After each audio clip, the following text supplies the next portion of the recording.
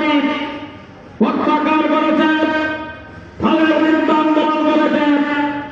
এই ধরনের একটি রাষ্ট্র কায়েম করার জন্য যেখানে দুর্নীতি থাকবে না, আজকে যারা জুলাইয়ের সাথে একমত হয়ে জুলাইয়ের সাথে গাদ্দারি শুরু করেছেন, এই জাতি আপনাদেরকে ক্ষমা করবে না। আসুন আমরা এই জুলাইয়ের সাথে যারা গাদ্দারি করেন, আস্তে আস্তে আবার নতুন করে এই ২৬-এর মতন চেতনা, এই ২৬-এর চেতনা নিয়ে আমাদেরকে জাগতে হবে, আমাদেরকে এক কথা বলতে হবে।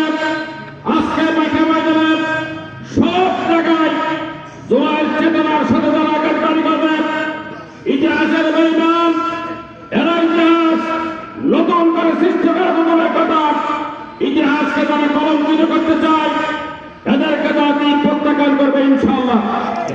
আমি জুলাই যারা প্রত্যাখ্যান করবে, এই জুলাই যুদ্ধের শহীদদেরকে তারা আলোচনা আনবে না, তাদেরকে বিশ্বাসঘাতকতা করবে।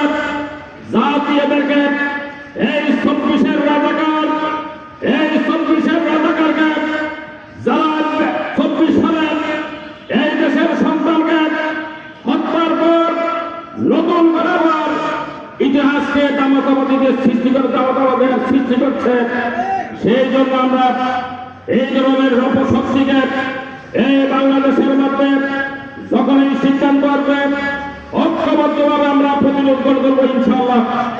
সর্বশেষ আমি এই প্রক্রিয়ার মধ্যে যারা আমরা অত্যন্ত আমি এমপি মহোদয়ের দৃষ্টি আকর্ষণ করে সবিনয় অনুরোধ করে বলতে চাই, এই প্রক্রিয়া ১ নম্বর ইউনিয়ন, এই ইউনিয়ন সর্বপ্রথম হল উপজেলার সাথে সম্পর্ক প্রায় ১৫ কিলোমিটারের মতন।